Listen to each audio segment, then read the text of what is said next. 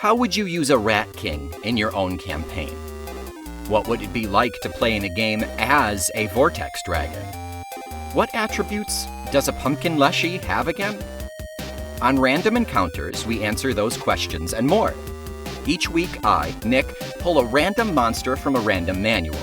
Matt and Brandon try to guess what it is based on flavor text, and then we all discuss. We have over 20 manuals to pull from, and over 5,000 monsters contained therein. We're in for a podcast that's sure to be, choose your own answer, A, scary, B, adorable, C, funny, D, intriguing, E, all of the above. So tune in every Monday for a new monster to play as, add to your campaign, or just be introduced to for the very first time. That's Random Encounters from the Feckless Gnomes Audio Network. Search your cast catcher of choice and you'll find us there. Subscribe so you don't miss a single monster.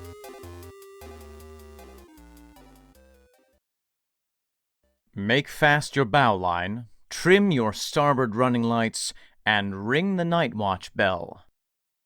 Because it's time to talk Tull to me.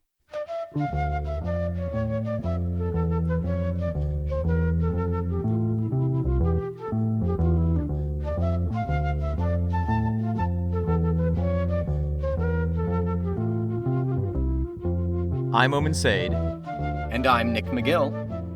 We are Feckless Gnomes. And this is Talk Tull to Me, the podcast where Omen and I adventure through the chronological order of Jethro Tull songs, exploring each one and talking about it week by week. There are sirens, there are rocks, and we will navigate you through all of them on the 7 seas of Tull. There's Charybdis and... I forget the other one. I always forget the other one. Cherubis, is it? Charybdis? Please join us for our other podcast, Talk Classical Greek Mythology to Me. So, Nick. I always forget that one. Yes, Omen. What song do we have the pleasure to fill our sails with this week? This week is just a stunning arrangement of a beautiful song, and it is Reasons for Waiting. Let's take a listen.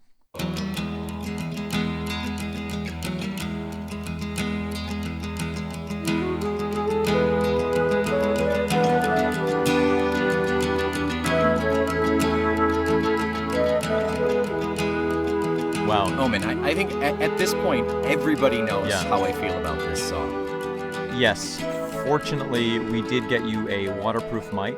That's right. Because we don't want a repeat of what happened last time. It turns out that recording elements are very sensitive to tears. It's all the salt, really. It's the salt. Yeah, no. So yeah, Nick, I'm curious. First reactions, just words. Speak words out of your mouth, out the gate. What does this song do for you? Sweet, soft, yes, gentle. Yes. But enough about me. Let's hear about the song. And not necessarily a romantic love, but an agape love, a pathos love almost. Oh, interesting. Yeah. So fascinating. Yeah, I mean, first of all, I just want to say the way that Ian Anderson makes love to my ear holes with that sweet flute harmony is just breathtaking. It's oh my God. It just softens your heart. It really is so gorgeous. Yeah, the first sentence in my notes say, "The dual flutes melt my heart." It's incredible. It's so gorgeous.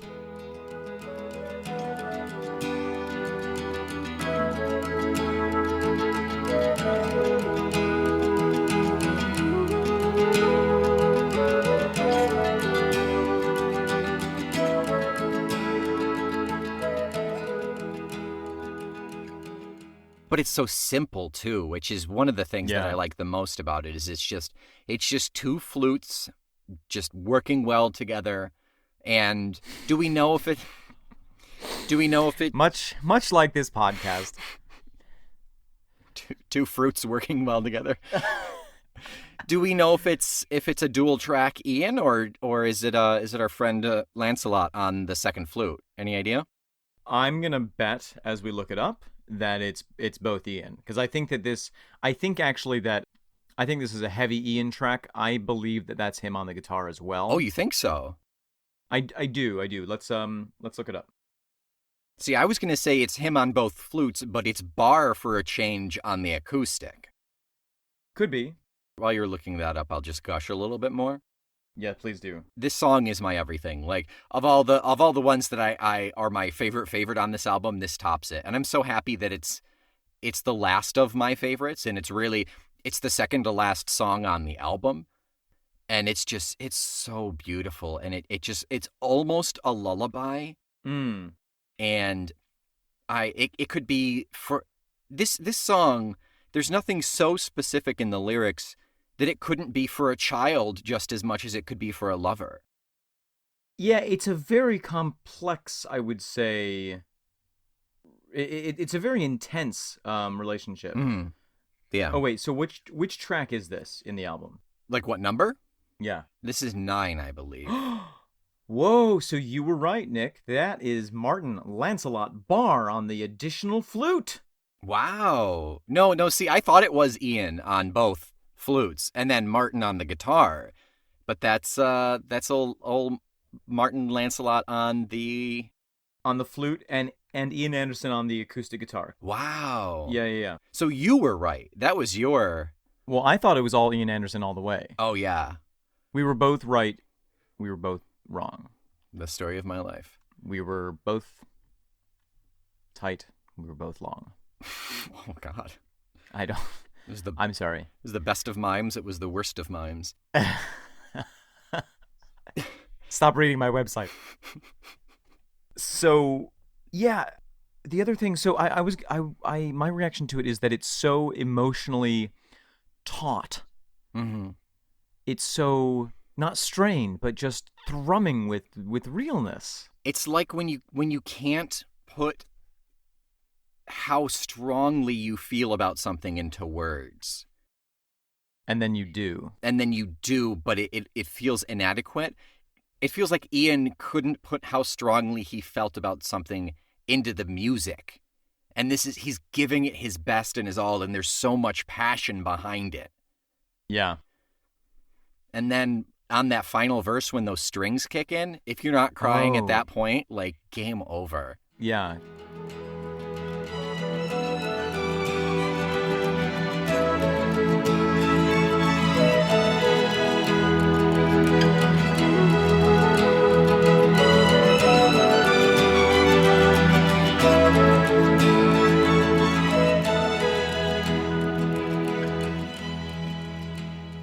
So beautiful. And that's our first real glimpse at some good solid string, some orchestral string work.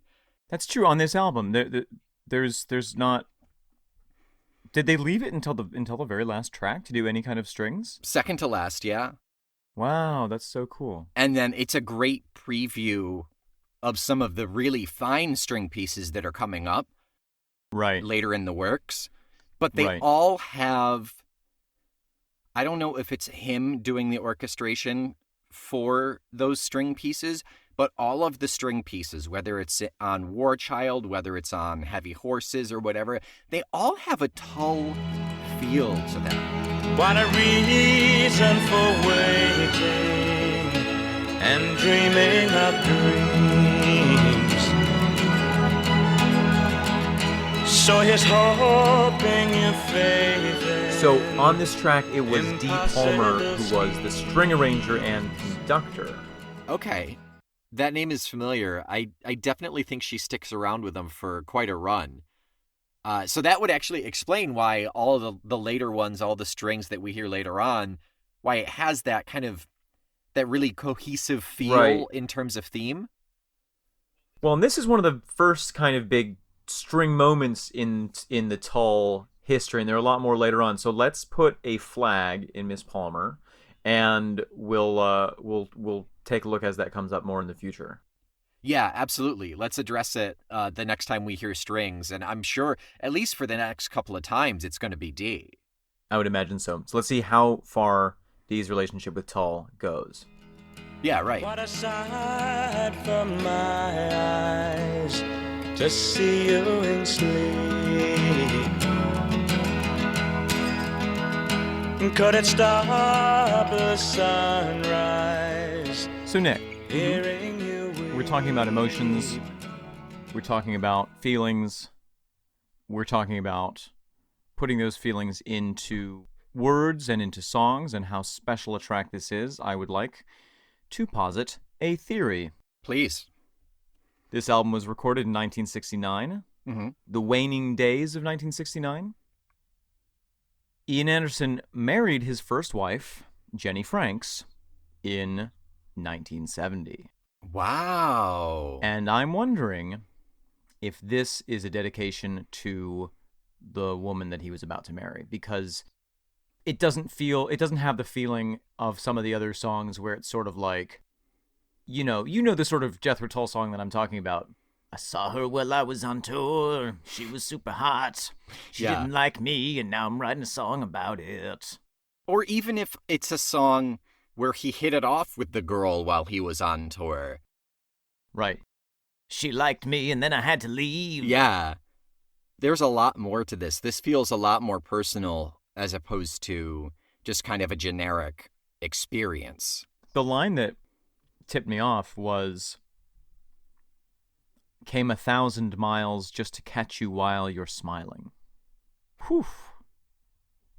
If that's not love. So you're saying that made you think that it was for his future wife? Yeah, that made me think that it was about someone with whom he was in a real relationship. And he came back from tour. Literally, yeah. He came literally 1,000 miles. Sure. Maybe just to see her briefly. Who knows? Yeah, I'm sure they were touring. When not in the studio recording, I'm sure they were touring at this point. Yeah, absolutely. Would you like to hear a little bit more about Jenny Franks? Yeah, I think that could be useful in terms of a Tolkiologist dig to maybe reference later on. So she was an artist, as you may not be shocked to hear. She is a photographer, actress, playwright. She actually, this is something that we should revisit in a couple of albums. She is credited with writing some of the lyrics. Wait, are you ready for your mind to be blown? Please. On the song Aqualung. I knew the name Jenny sounded familiar. Mm-hmm. I knew it.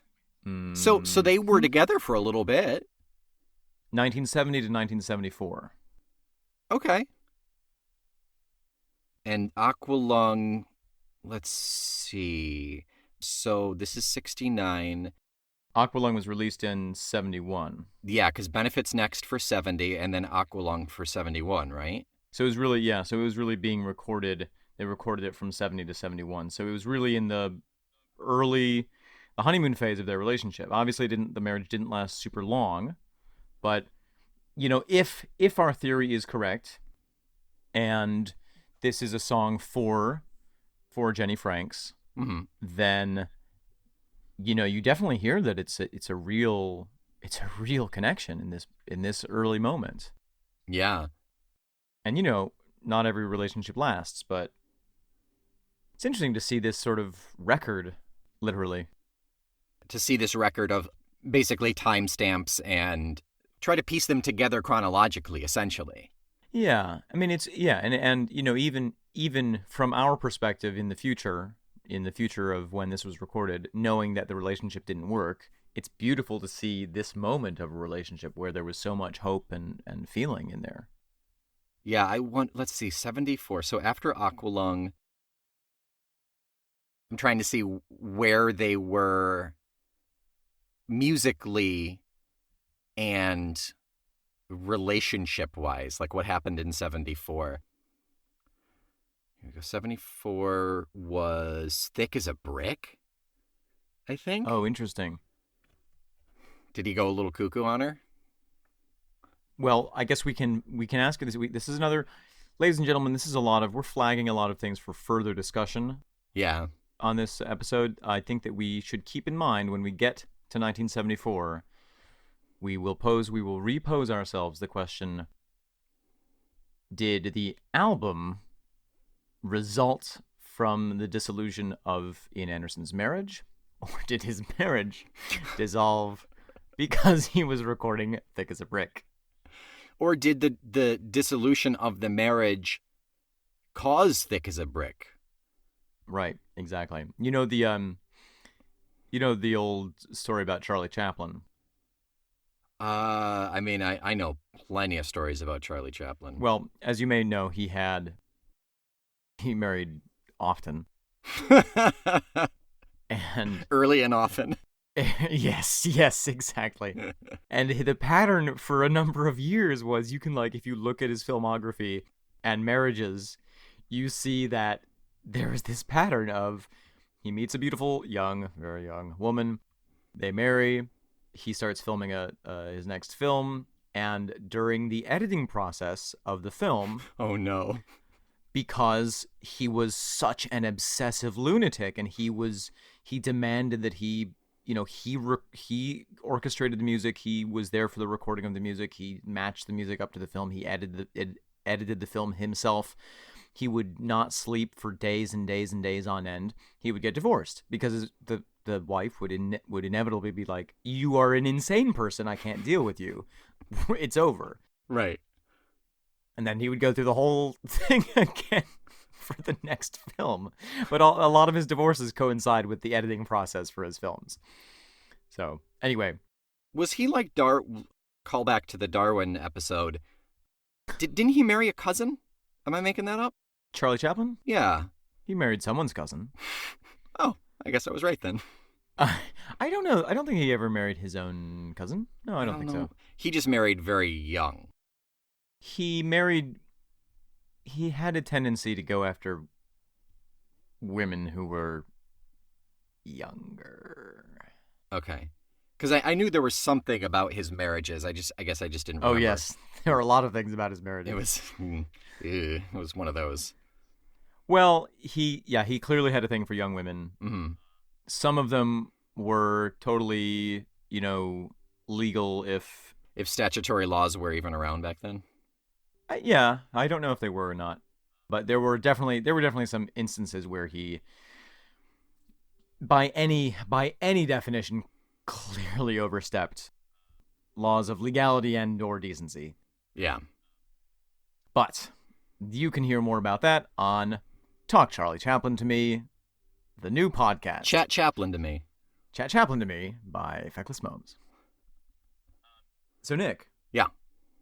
Now that we're nearing the end of this album, mm-hmm. and our listeners have heard what we have had to say at length about this album, would you like to hear what Rolling Stone had to say about this album? Absolutely. In December of 1969. Yeah, like the actual original review of this album. This is the original review of this album by Mr. Ben Gerson.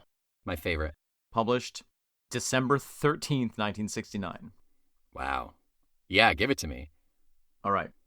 No, Jethro Tull is not just another English blues band. Wait, was this guy British? Oh. Rolling Stone was an American magazine, wasn't it? Let me restart. No, Jethro Tull is not just another English blues band. This was their first album, made some gestures in that direction, obligatory in a way, for the time, summer of '68. In its differences, it was intriguing even as it disappointed. Its inadequacies were unconventional. The essential problem seemed to be a style in search of a subject. Hoo-wee. Huh. Shall I keep going? Yeah, please. Bob Dylan once said that the English know how to pronounce marvelous better than Americans, but that they have a little trouble with raunchy. Stand-Up, Jethro Tull's new album, has a fairly low raunch quotient, true to form, but it is quite marvelous. For one thing, the band's orientation is more definite than before, with the removal of Rick Abrams, to form Bloodwind Pig, the musical tug-of-war which could be heard on the first album has here been effectively curtailed. Wait, did you say Rick Abrams? Yeah. Okay. That's what it says. I believe you. I totally believe you. That's bizarre. I will be writing a strongly worded letter to Rolling Stone magazine. Sending it away. Ian Anderson simply dominates the proceedings, doing all the writing and singing, and playing a potpourri of instruments. He revels a melodic gift on the album not apparent on the earlier one, a fuller awareness of the coloristic possibilities of the flute, and a catholicity of taste. Wow. Gonna have to... Someone get this guy an editor. Like, you're not impressing anybody, dude. He was snorting a thesaurus just before he wrote this. It was the 60s. Everything was crazy. Stand-up has snorting coke out of a thesaurus. That's what it was. Stand-up has great textural interest, due in part to a more sophisticated recording technique, in part to the organ, mandolin, balilakia, etc., which Anderson plays to enrich each song. The band is able to work with different musical styles, but without a trace of the facile, glib manipulation which strains for attention. I can hear ethnic influences throughout the album, a hint of Greek rhythms on the flute break of We Used to Know, and in the body of 4,000 Mothers. Not the title of the song. 4,000 Mothers? 4,000 Mothers. What? Was he just like piecing it together by what he heard on the radio? Like, I don't writing is hard, Nick. I mean, I imagine that Rolling Stone had the album. Well, it was a dimly lit room. What can I say? With no editors, again, I'll stick by that. But they are too well assimilated to be easily pinpointed. Bourée has that unmistakable Baroque swing, a suggestion of the traditional English round, some jazz interludes, and a straightforward, yet breathtaking bass solo before it winds its way to completion. Jeffrey Goes to Leicester Square has a sense of the vague, charming disorganization of medieval music. Look at the Sun, which finishes side one, is, in its melodic twists and turns, a song of genuine poignance, with Martin Barr's guitar playing a model of lyricism and understatement. On the second side of We Used to Know, We Used to Know employs what could be called a fade-in, beginning softly and then building in volume, with Barr wah-wahing madly by the end. Only Reasons for Waiting is slightly marred, there being a superfluous string section. Oh. Whoa! Strong words! Mr. Gerson. Good day, sir. As I've said, the album is not really funky, rather it's a meticulously crafted work, no sterility implied, which deserves careful listening. At a time when many of the established stars are faltering, it is a particular pleasure to hear an important new voice. Oh. Huh. That was a roller coaster. That was a roller coaster. My It was written on a roller coaster. That would explain the egregious the really ridiculous names, yeah. What was it, Rick Abrams and 4,000 Mothers? 4,000 Mothers. No, you know what? I get it. 4,000 Mothers was a song done by Ian Henderson. Ian Henderson's Bag o' Nails. Bag o' Nails? In an alternate universe, yeah. I can't tell you, though, like, you'd think that this would be easy to do, but I cannot tell you how many times in my life my name has been misspelled or totally misconstrued in press, or, basic facts. You talk to somebody and you're like, these are the basic facts. And they're like, I interpret these to mean something completely different. And you're like, wait, how did you... So are you talking about our current political environment, or? No, I'm just talking about like maybe it's the difficulty of writing good copy or writing accurate copy when you're like out on the beat. I suppose, but I can't imagine he was out on the beat reviewing an album. Yeah, you'd think that you'd get some of those details more correct. But anyway, that's the review, and I think it makes some interesting points. I think it's right on the nose. I think that I was going to say it repeats a lot of things that we've said, but it was 50 years ago. So we've repeated a lot of things that it said. Yeah. About the tension in the first album and clarity, the stylistic clarity of stand up here. Yeah, and he had, I think that says a lot because he did not have the luxury of knowing the next 50 years of Jethro Tull and being able to look back. Goodness, isn't it luxurious? I feel like I'm in a bubble bath. Just a bunch of CDs in a bath. Yes. A sharp, cold bubble bath. Came 1,000 miles just to catch you while you're smiling.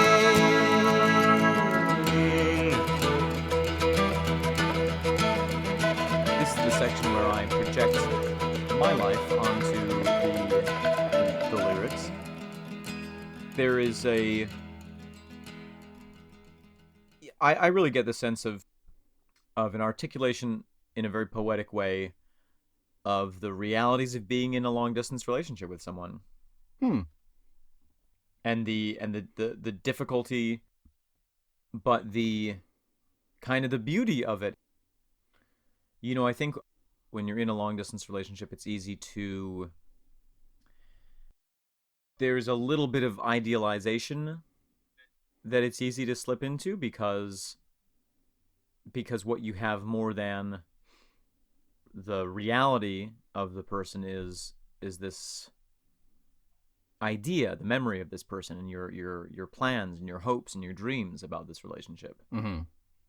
And I'm just looking at the line, what a reason for waiting and dreaming of dreams. I mean, I think this is what the song is about. It's like, not being able to be with the person that you really want to be with and having enough reason to wait to be with that person. Yeah, so the very next line, so here's hoping you have faith in impossible schemes. Basically, wait out for me. Right, totally. I hope you can do this because I'm willing to do it. It almost, it reminds me a lot of those, there's this whole kind of genre of traditional music about the sailor going off to sea and, please wait for me while I go and make my fortune. Yeah. It has a little echo of that in there.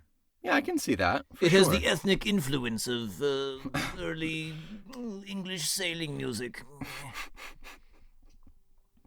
Thanks, Rick Abrams. What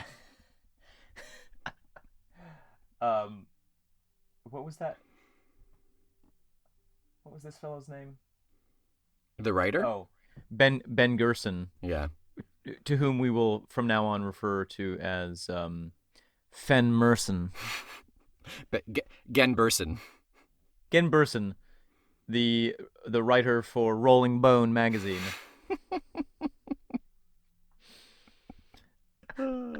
Yes. He got what he deserves. Nick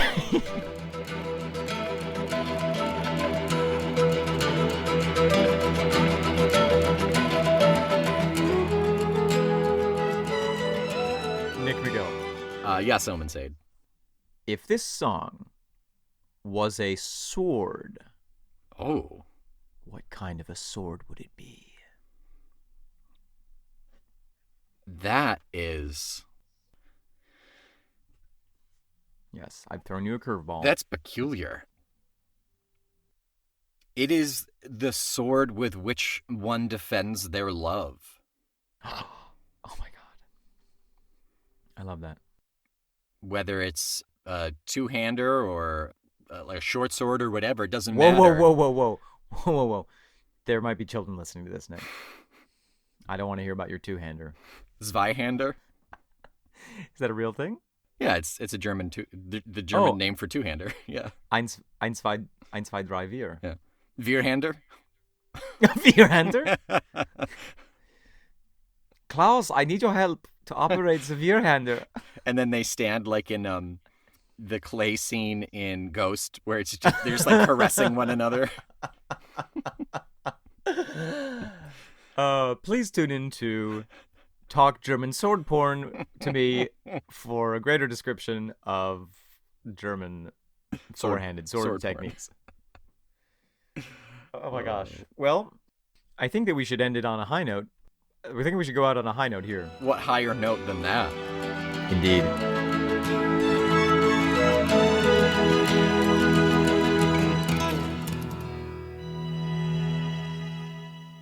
Hey, Nick. Yeah, Omen. So, as you and I both know, the music of Ian Anderson and Jethro Tull is still touring to this very day. Literally as we speak. Literally, they are literally playing music right now somewhere in the world. And we just wanted to give our New York City area listeners a little heads up that Jethro Tull is going to be coming to the Forest Hills Stadium on September 14th, 2019. That's right. Where is the Forest Hills Stadium? That's going to be in Queens, and it's going to be Ian Anderson, Florian Opel, Scott Hammond, John O'Hara, and David Goodyear in the current lineup. That's the full list. That means that our friend Martin Lancelot Barr is no longer playing. Not currently, at any rate. Yeah, I understand he's touring his own. His own thing currently. Yeah, I was going to say he's no longer playing his own. No longer playing for Tull. He is. Right. He's touring his own stuff right now. I think he has a new solo album coming out relatively soon, and I believe, if I remember correctly, he is doing something with Tull. He's celebrating 50 years of Jethro Tull's music. He's embarking on a new tour from April 2019 across America with his band, including special guests, original Tull drummer Clive Bunker.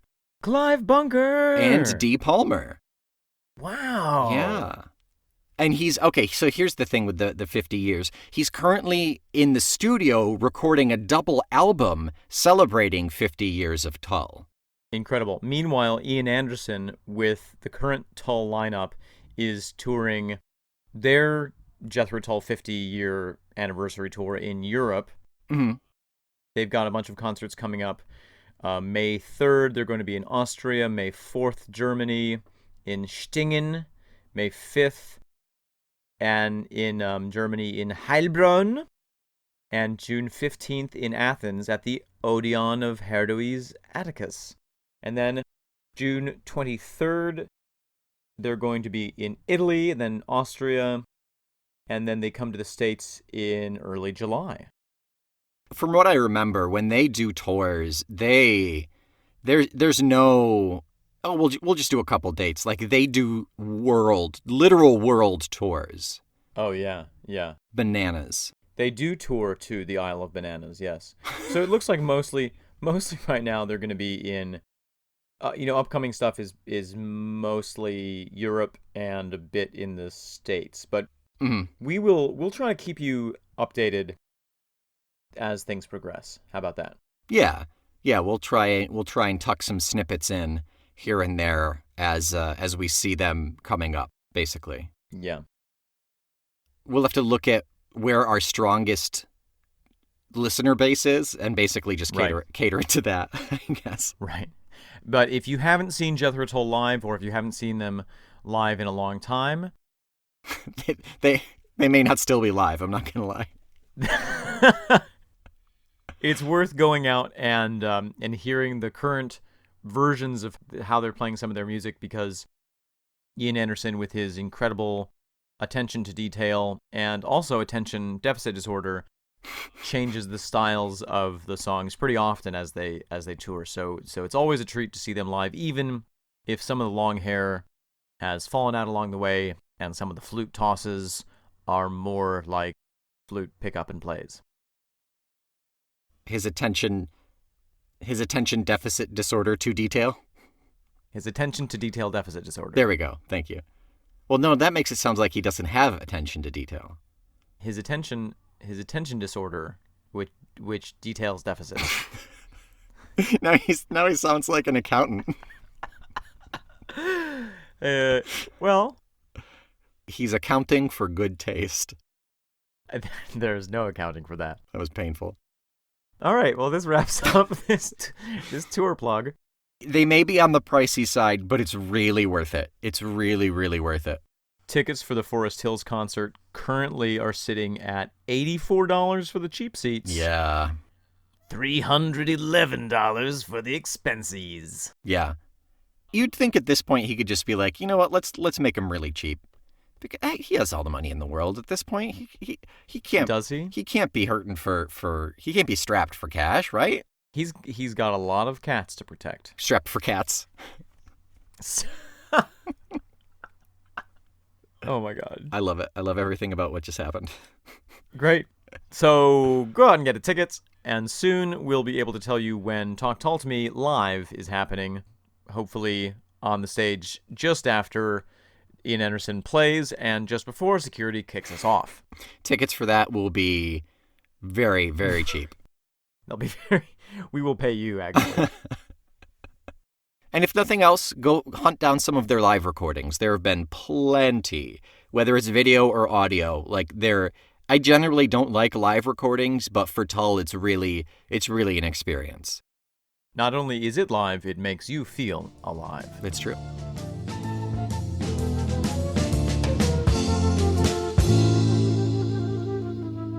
Nick? Yeah. What are we listening to next week? Next week is the final song off of the original album of Stand Up. It'll be track number 5 off of side 2, or 10 off of the CD, For a Thousand Mothers. It's the final piece in the very, very loosely thematic family feel to this album. Ooh, good catch there. Yeah. Yeah, so we will be listening to For a Thousand Mothers, or as Schmen Blurson of the Strolling Stone magazine calls it, 4,000 Mothers. Yes. I think he revealed a little about himself on that one. Oh man. Yay. Freud was having a field day on that one. Yeah. Tell me more about this Zweihander. How many muscles do you have? How many muscles do you have now? Wow. Okay. So do the thing. Rate, subscribe, review. We know that we have some people in Australia. We know that we have some people in Europe who are listening to our stuff. Yeah, and to those people, we're sorry about all the German stuff. That was that was not insensitive. That was not meant to offend you. But review us. Come on. Get on there. I don't know how iTunes works in Australia if we won't even see those reviews. So if you could make an American account and review us and rate us there. Even better. That's above and beyond. I mean, we would totally Fly to appreciate America. that. Fly to America. Steal a computer. Just get on the local Wi-Fi right in the... you know what? Just fly close to America, get the Wi-Fi on the plane, create it, do it, better. And then you can fly right back. You don't even have to get off the plane. These are all real things that exist. That's how it works, right? Yep, that is how it works now. I've only ever flown once. I told you that was a bad dream. You were fine. I flew, I swear. I wasn't wearing pants. Mm-hmm. So come on back next week and be sure to bring truffles if you can remember. Oh my God, please do. In the meantime, forever and always, I am Nick McGill. I'm Omen Sade. We are Feckless Momes. And this is Talk Tull to Me.